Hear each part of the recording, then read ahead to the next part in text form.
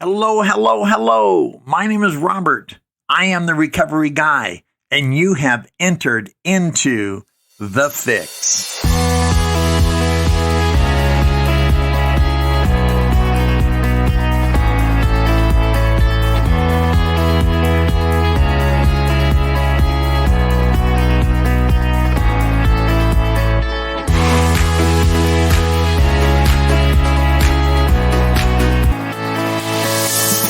Hello, hello, hello. My name is Robert. I am the recovery guy, and welcome to The Fix. Welcome to this weekly version of me sharing my experience, strength, and hope that we might all get well together. And isn't that the way life is? You know, life is very filled.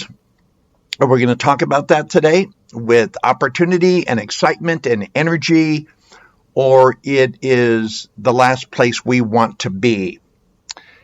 And I've been on both sides of that equation, and I will tell you, I much enjoy thoroughly. It's not even comparative where I'm at today than anywhere I was at prior to my recovery journey back in 85 with Gamblers Anonymous, but certainly 86 when I went into treatment.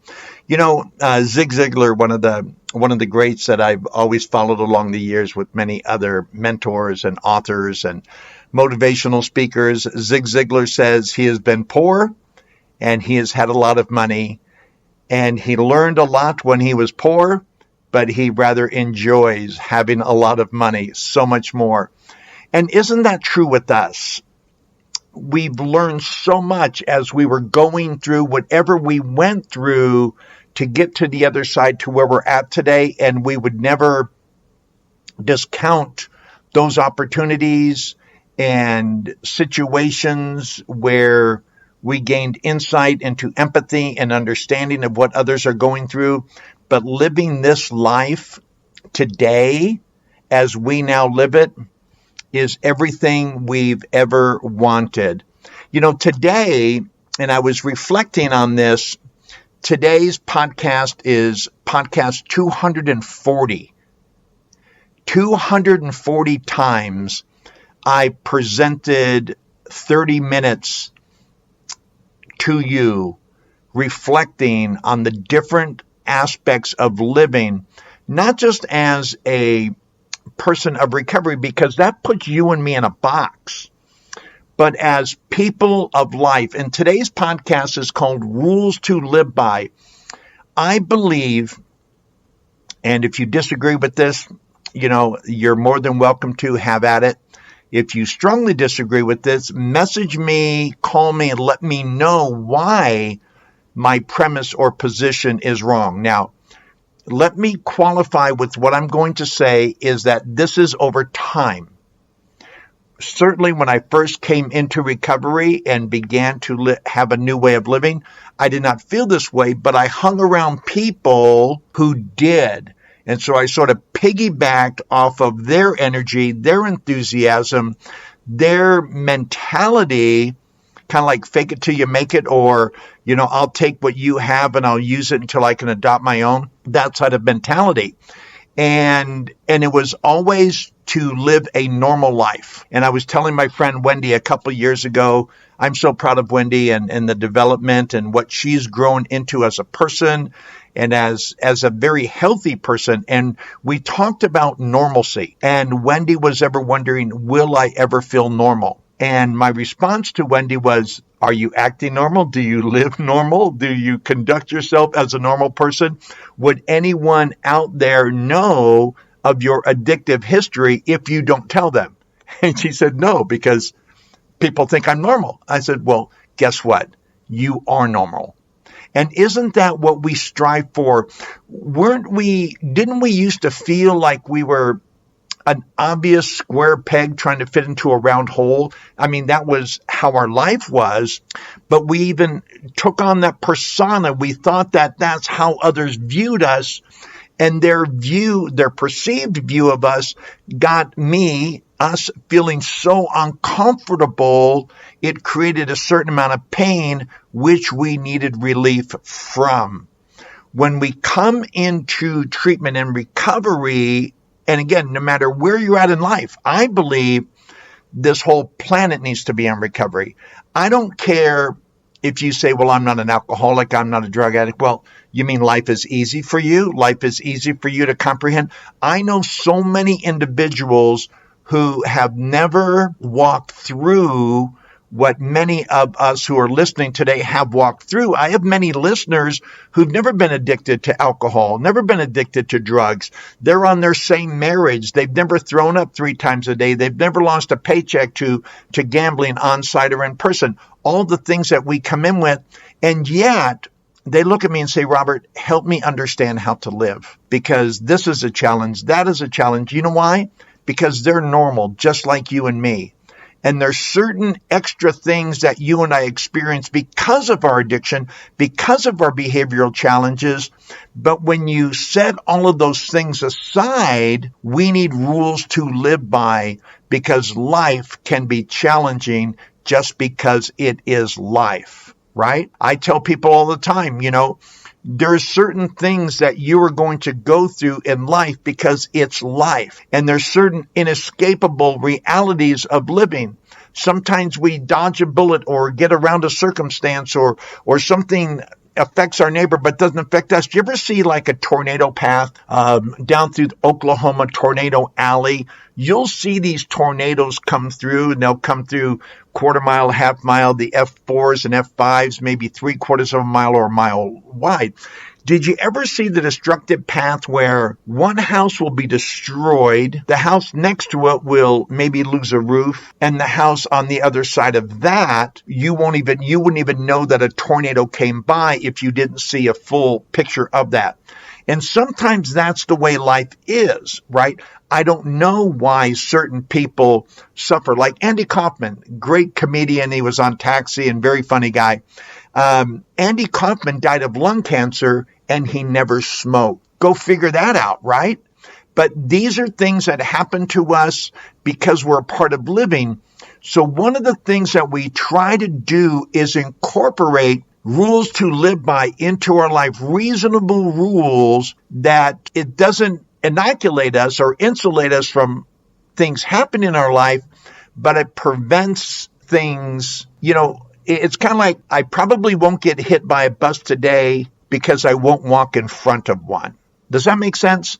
In the big book, my friend Chris talks about he was the alcoholic jaywalker, or that boxer who continues to get in the ring no matter how many times, and Father Martin talks about this, continues to get beat up because he is severely overmatched against the opponent. And a normal person would look and say, why don't you just not get in the ring, right? If you don't like getting beat up, don't get in the ring. And one of our insulations or preventative measures against life being unfair, unnecessarily unfair to us, is to live by a set of rules. Well, I'm very fortunate because you've heard me talk about Cedar House. One of my dear friends is Melissa, and she is the social media manager for Cedar House there in Southern California. And Melissa, if you don't follow Cedar House, you'll want to do it. It's Cedar House Life Changer on Instagram. So at Cedar House. And if you just look them up, you'll be able to support that population there of men and women who are looking to get sober and reclaim the life that they had given away, and to be catapulted into a life that we could never even have dreamed of.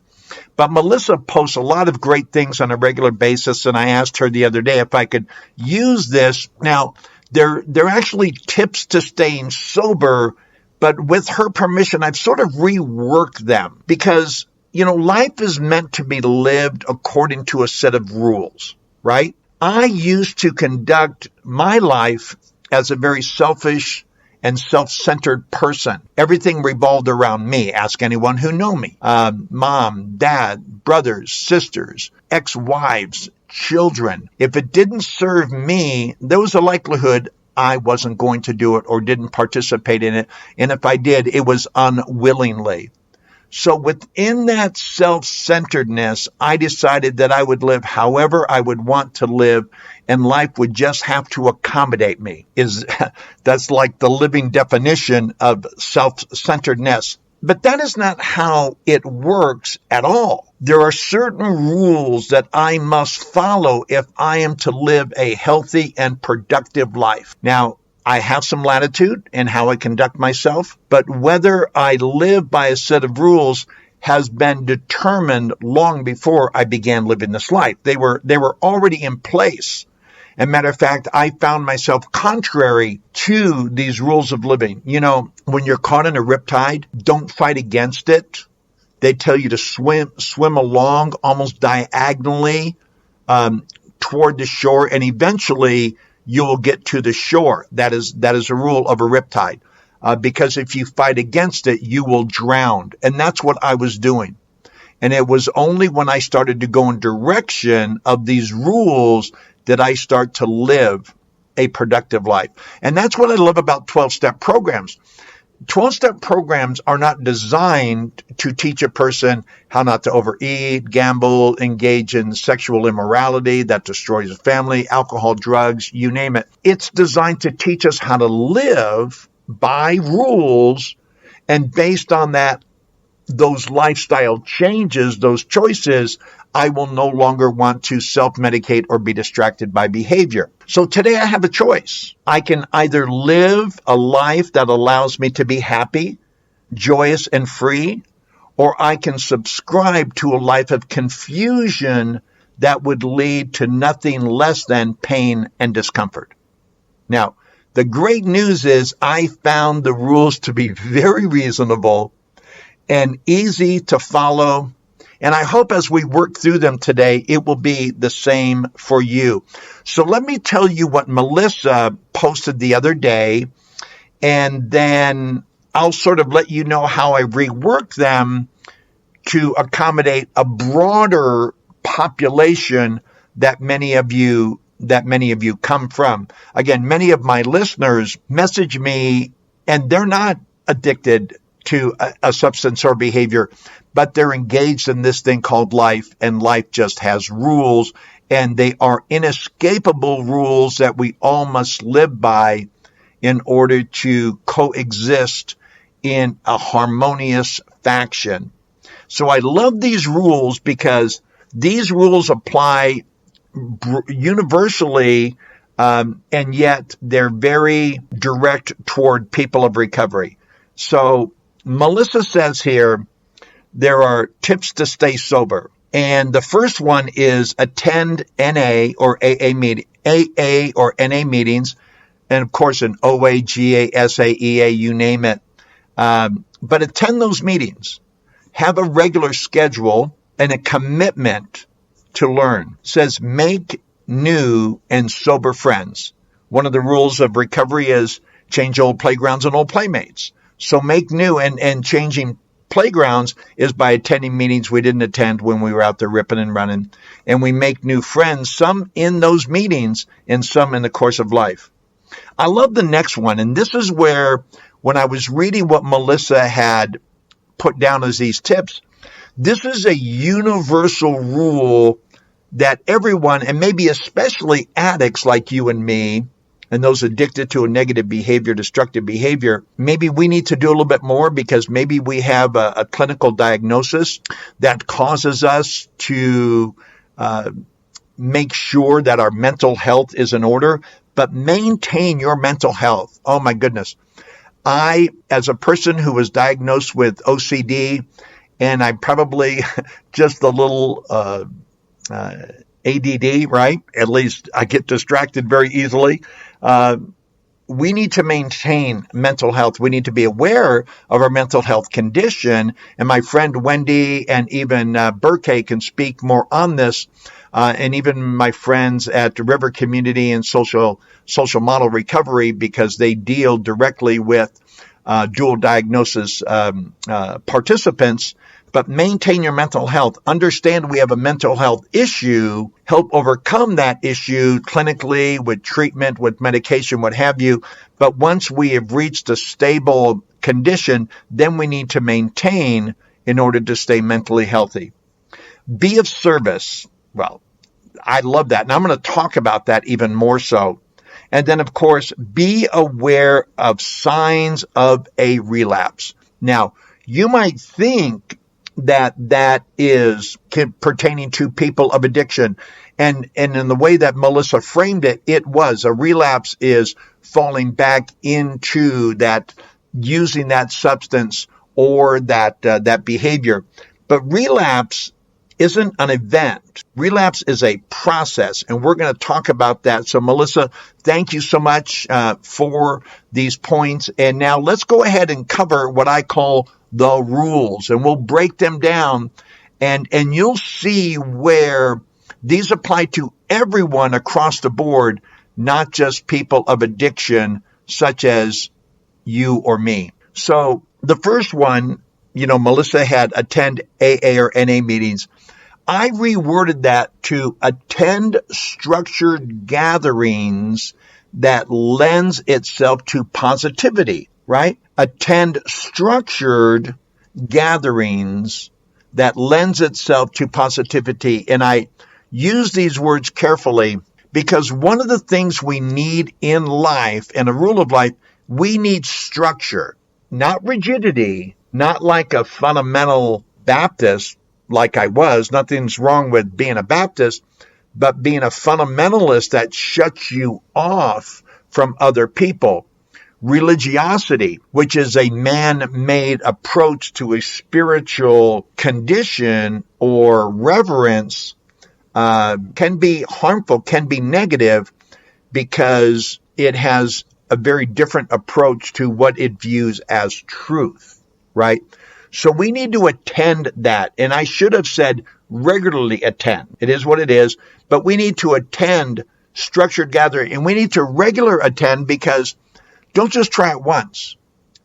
So often, and it's one of the reasons I'm not on TikTok or Twitter anymore, people have a tendency to think, and I need to guard myself against it, that in order to elevate your position, you need to degrade another position. Now, people will say that this doesn't work and that doesn't work. I tried this and I tried that. And the question is, did you really try it? Or did it affect you? Did it offend you? Did it cause you to be uncomfortable so you didn't pursue it after once or twice, because that degree of accountability or uncomfortability said, nah, this isn't for me, it doesn't work, and you went on your merry way?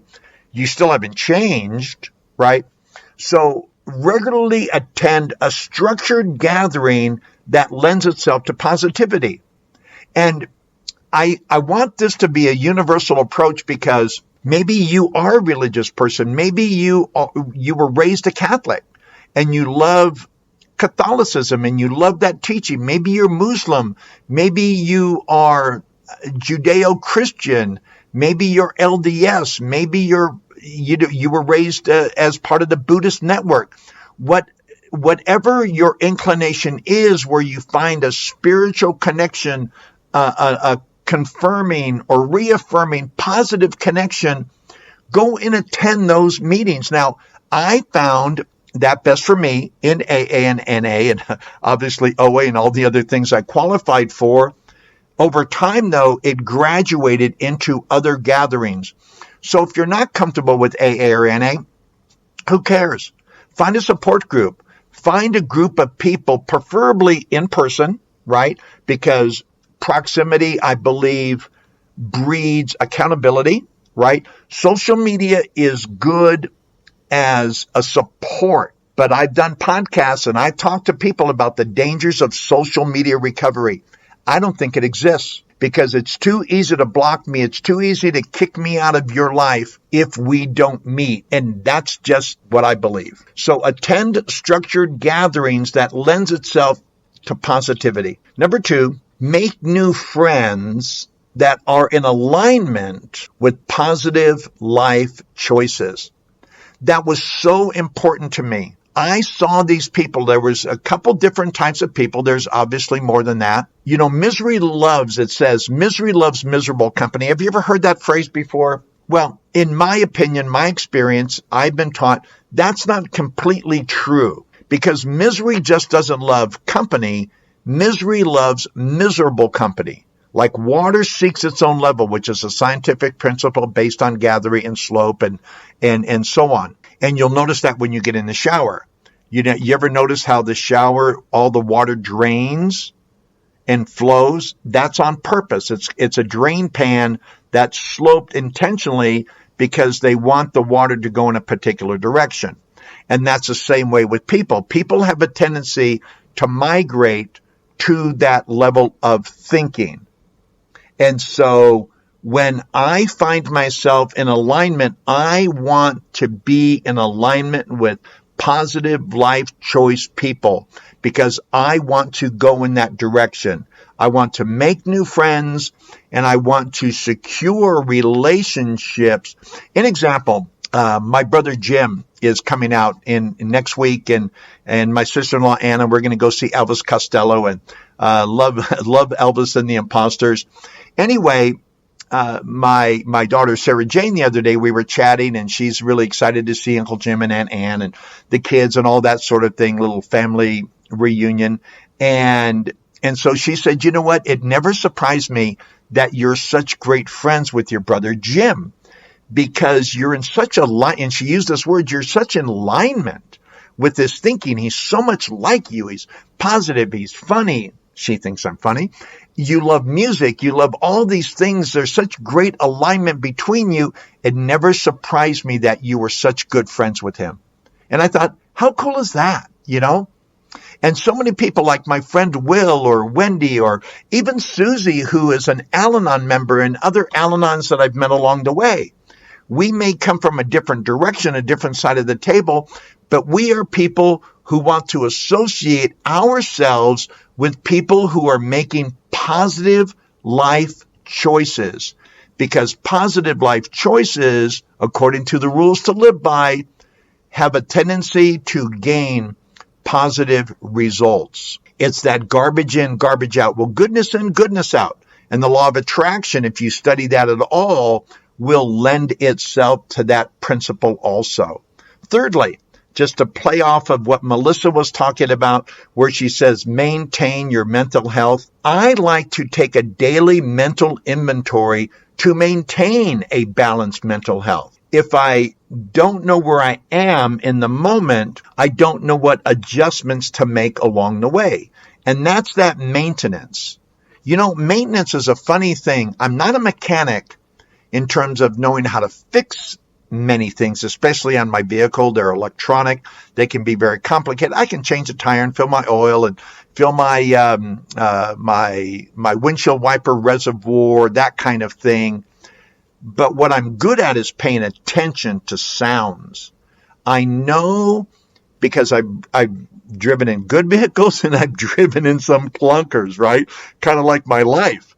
And I know, like balanced mental health. I know when I'm out of alignment.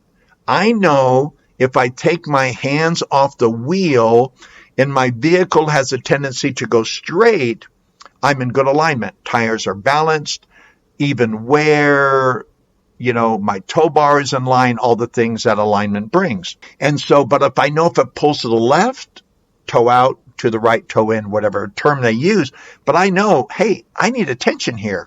Or if my car doesn't start right away in the winter when it's 15 degrees, maybe I need to have that battery looked at. Maybe the voltage or however amperage, cold cranking power, whatever they call it. Maybe I need to get a new battery. Maybe I need to go to Big O or AutoZone to get this thing checked out. I remember before I traded in my truck, I had an engine light that went on, and I thought, what the heck is this? My truck is running great. So I went into Auto Trader, or AutoZone rather, and they had this really cool diagnostic thing. They hook it up, and they realized that, and I didn't know it before, but a rock had gone through my front grille that had broken my ventilation slats, kind of like Venetian blinds, that are regulated by the cooling system, which indicated that they weren't working. My engine light went on. Now, fortunately, it wasn't anything that needed immediate attention, so I was able to take care of it over time. But that's what we do. We do a daily mental inventory, and I do the same thing when I get up in the morning. I can tell my mood, where I'm at, just by how I perceive the day. If I wake up excited, anticipating life on life's terms, it's like, this is cool. I'm doing okay. But if I wake up angry, disillusioned, discontent, I know, okay, where's that coming from? I need to take a look at this. And I know I'm spending a few extra minutes on this, but this is balance. This is where I find my balance in maintaining my mental health. I take a daily mental inventory to maintain a balanced mental health. If I'm to the left, I fix it, get back to the center. If I'm to the right, I fix it, get back to the center. Number 4, being of service to others. Here's why.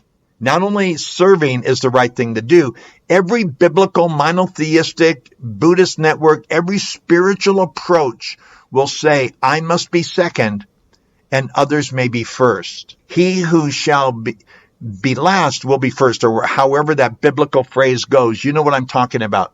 Here's the deal. Serving others is a means to be served. You've heard me talk about reciprocal relationships. I say hello, and I mean it with a smile in my voice and on my face. And you say, hey, how are you doing? I've served you with a compliment. I've greeted you with friendliness and openness and understanding, a compassion, a love and empathy, whatever the situation is, and you receive it and you send it back. Service comes in so many different ways to help others feel good. And as a direct result, we feel good. As a Christian, the Bible says that Christ came to seek and to save those who were lost. Well, you may not believe in Christianity, but you have to believe in that principle, right? I get up every day, and many of you do, because you encourage me to be the best possible version of me so I can serve you, because I know in serving you, I am served. Just like I think I've done 150 blogs, many of those Susie has done, my Al-Anon friend. Once a month she publishes a blog for us. But 240 podcasts. I do them for you, but I do them for me. I am so energized when I find something like what Melissa wrote so I can sort of rework it. I do it for you, but I know how I'm going to feel when everything is said and done. People who don't receive are people who do not give, because not receiving as a point of giving would violate the law of reciprocation. And it's a rule. It's a law. It just happens. We may not get back in the way that I was hoping to, but then again, is that really giving, right? That's giving with expectation. That's not really giving, because my motives aren't correct. Like I would tell my children, and especially my son Rob growing up, character is doing what you're supposed to do because it's the right thing to do, period. And if it comes back the way it was meant to come back or how I want it to come back, then that's great. Number 5, be aware of attitude or life changes that would negatively divert us. Melissa said, be aware of signs of relapse. And that's what we're talking about. Be aware of an attitude. Am I thinking differently? Do I no longer find value in attending these gatherings? Do I no longer invite positivity into my life? Am I no longer objective? Am I becoming more subjective where you can't tell me anything? Do I view change as an inconvenience, or do I view a life change as an opportunity to grow and to become a stronger, more durable version of myself? Because when I do that, it's going to negatively divert me. Now, life says sometimes we are just going to be diverted. But if I'm taking my daily inventory and I sense that diversion, I can either get myself on a right path, or I can go to my sponsor Will or Scott or Wendy or Angie and say, hey, check me. One of the reasons I have such a presence on social media is I want you to be able to reach out to me because you may see something about me or my attitude or the position I've taken in life, and you'll message me and say, hey, Rob, I see where you're going. I see what you're saying, but I don't understand this. Are you getting off base with what you want to believe in the direction you want to go in? That's a completely legitimate thing because I may be delusional in my approach to a certain thing. It's like, why would you think that way? Don't you see that that is contrary to that which you're going as? I become that salmon trying to swim upstream. More die than make it because they're going against the flow of nature. Oh, and by the way, I don't think I finished this thought where it says misery loves miserable company. Well, misery loves company. Misery loves miserable company. And if I refuse to be miserable, if I refuse negativity, if I refuse to live by a set of rules that promote me as a selfish entity, I will live a life that is unfulfilled. You know, Zig Ziglar said something fantastic, and I'll close with this. Actually, I'll read another chapter or paragraph. Zig Ziglar said, no one should die with their song still in them. Does that make sense? So whatever positive song you have to sing, sing it loud. Sing it proud. Sing it as a person who's going in the direction that you've always wanted life to go in. Learn what the rules are and live by them. You know, in Roman numeral, and I'll refer to the big book of Alcoholics Anonymous, Dr. Silkworth, who is a great friend of AA in the foundation of AA, he wrote a medical letter regarding alcoholism and addiction and why certain people drink with impunity and why others, such as myself, fall into addiction. He says, essentially, the person who seemed doomed says now finds himself easily able to control his desire for alcohol. The only requirement necessary is to follow a few simple rules. And they are rules to live by. I'll put them in the notes so you can go over them, share them in your treatment environment. I find these rules filled with common sense and really quite simple to follow. You don't even have to have an addictive background to understand how these are vital to healthy living. They're not always easy to follow because they're on paper, and paper means it's devoid of emotion. It's one-dimensional. But nevertheless, it can be done. And I wish you wellness on your journey. Thank you so much for joining me. You know, if you're a treatment center or if you know someone who is and you're looking for a speaker, I've sort of rearranged my life and my finances that if you're willing to pay my travel, I will come out and conduct workshops according to what your plan of recovery is and assist you in any possible way. Just reach out to me and I will be as accommodating as I possibly can. You know, on this journey of recovery and Recovery Guy, one of the things I always like to tell you is we got broken apart, but we get whole together. And as always, my name is Robert, and I am the Recovery Guy.